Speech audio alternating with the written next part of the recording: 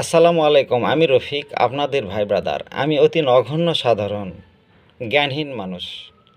আজ আমি আপনাদের কাছে যে কথা বলার হুকুম পেয়েছি, বারবার না বলার পরেও ব্যর্থ হয়ে বলতে বাধ্য হয়ে এসেছি।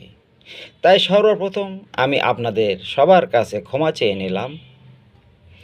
আসসালামু আলাইকুম ওয়া রাহমাতুল্লাহ। আজ এক ঐতিহাসিক যাত্রা শুরু হচ্ছে।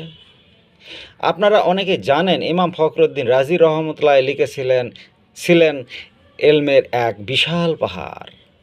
আজ থেকে ৮০০ বছর আগে তিনি লিখেছিলেন এক কালোজয়ী তাফসির, মা ফাতিহুল গায়েব। বন্ধু, মা ফাতিহুল গায়েব হলো অদৃশ্যের চাবিকাঠি। দুনিয়ার সব জ্ঞান যেখানে শেষ হয়, ইমাম রাজি রহমতুল্লাহ সেখান থেকে শুরু করেছেন।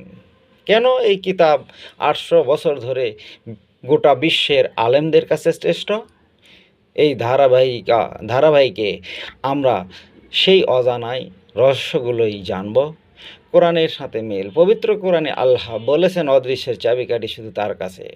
ইমাম রাজি রহমতুল্লাহ এই আয়াতের ব্যাখ্যা দিয়েছেন, তা আপনার জীবন দেখার দৃষ্টিভঙ্গি বদলে দিবে ইনশাআল্লাহ। আমি আজ শুরু করলাম। আগামী রবিবার রাত ৯টায় এর দ্বিতীয় পর্বে এর গভীরে প্রবেশ করব। এই ঐতিহাসিক সফরে আমার সাথে থাকুন। আল্লাহ হাফেজ।